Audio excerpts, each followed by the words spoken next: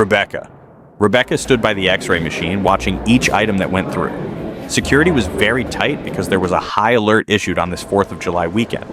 New York just seemed to attract the attention of the world, including all of the terrorists. Rebecca got her job as a security officer at the airport not long after the September 11th bombing of the World Trade Center. Airport security became a whole new business after the terrorist attack. New procedures had to be followed, and many people were quite upset with the new measures. Some security personnel became the most hated people in the airports. Rebecca took her lunch break in the employee cafeteria, and she stopped by the ladies' room first. Her eyes were so tired from staring into the screen, watching all of the bags go through the X-ray machine.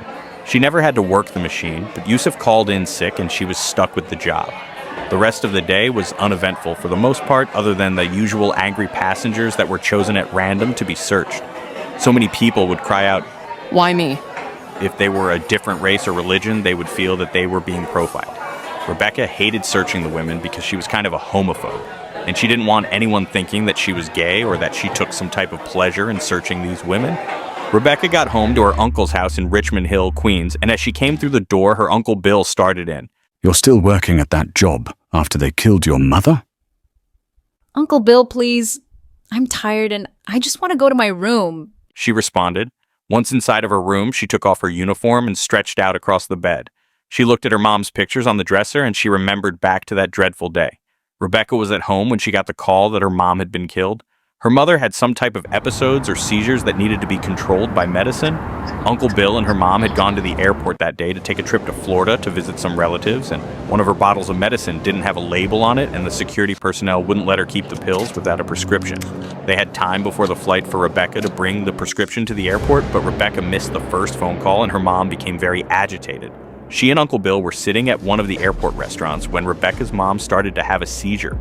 People started to scream, and Uncle Bill tried to tell them that she would be all right in a minute or two, but her mom was holding a steak knife in her hand because she was getting ready to cut her meat. Overzealous airport police came in, and the only thing that they could see was a crazed woman coming towards Uncle Bill with a knife in her hand, and they opened fire, killing Rebecca's mom.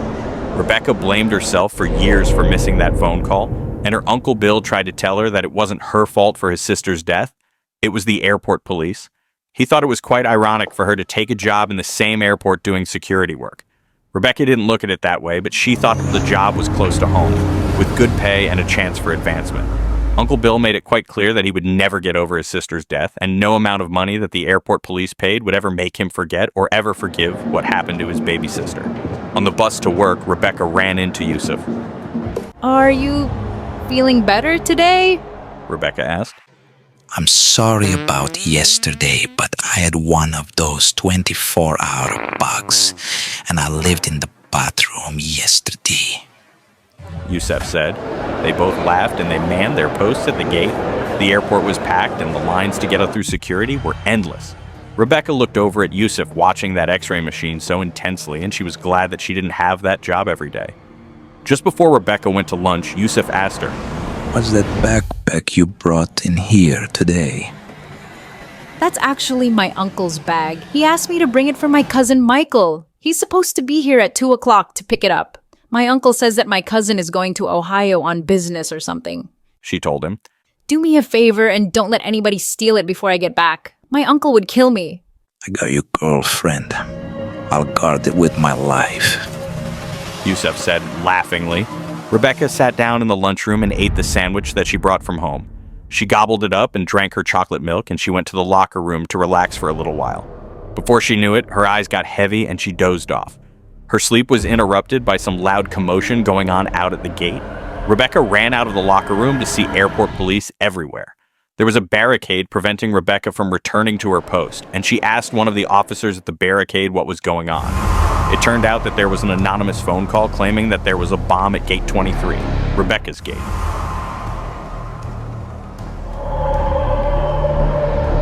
"That's not going to happen, so just step back," the officer told her. Just then, 2 officers with dogs came running up and proceeded past the barricade. They got up to the gate, and Rebecca stood on a chair so that she could see over the crowd. There she saw Yusuf screaming something with his hands in the air. From his lips, she could make out that he was saying, "It's not mine." She looked down by his feet, and she was shocked when she saw the backpack that her uncle had given her. The dogs were barking ferociously at the bag and poor Yusuf. Rebecca's phone rang and her uncle was on the other end. On the news, they're saying something is going on at the airport. Are you okay? He asked Rebecca. I'm fine, Uncle Bill, but something seems to be going on with Yusuf and the bag that you gave me. She responded. Are there a lot of police there, honey? He asked. Yes, Uncle Bill, but is there something illegal in the backpack? She said persistently. Are there really a lot of police there? He asked again. Yes, but why are you avoiding the question, Uncle Bill? She begged. What time do you have? He asked. It's less than a minute to 2 o'clock, and I'll bet Cousin Michael is probably on the other side of the gate waiting for that bag. Rebecca insisted. Listen to me, Rebecca. Your cousin never was coming. Now quickly take cover behind a wall or something. They're going to pay for your mother's death, He said. Rebecca dropped the phone and screamed out to Yusuf just as the clock struck 2, and then there was a bright flash and a loud blast. Uncle Bill is in a federal penitentiary under heavy guard awaiting trial. Yusuf's DNA was about all that was found of his body, and his family buried bits and pieces of him, with a picture in his casket. The security camera showed Rebecca bringing the backpack into the airport, and even though her uncle confessed to the crime, nobody seems to believe her story that she didn't know what was in the bag. They felt that she conveniently took lunch and didn't come back on time because she knew that she left the bomb at the gate. She's in the penitentiary under heavy guard and a suicide watch. Members of the families of the dead policemen are trying to get the death penalty for her and her uncle. Her uncle's only response to any questions is a question. How many airport policemen got blown to bits? Until next time on Street Stories NYC. City too cold, gotta keep me a heater. Air watching my back, cause snakes moving deeper. Came from the bottom, was serving the people. Now it's big money, got lawyers and leases. Street Stories NYC, where the bosses be. Where the youngest turn killers for they 17. Saw a lot of dreams getting lost in the code of the street. Make a milli, but you still gotta watch where you eat. Ooh, no mercy here. Nah. North City, take your soul, leave you cold out here. Your loyalty don't come for free. So welcome to Street Stories NYC.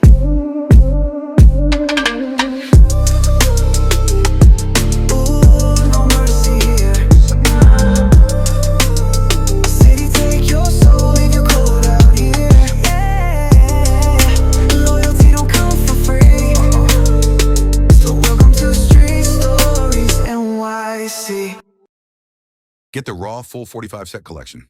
Available now on Amazon and Barnes & Noble, iTunes, and of course, StreetStoriesNYC.com.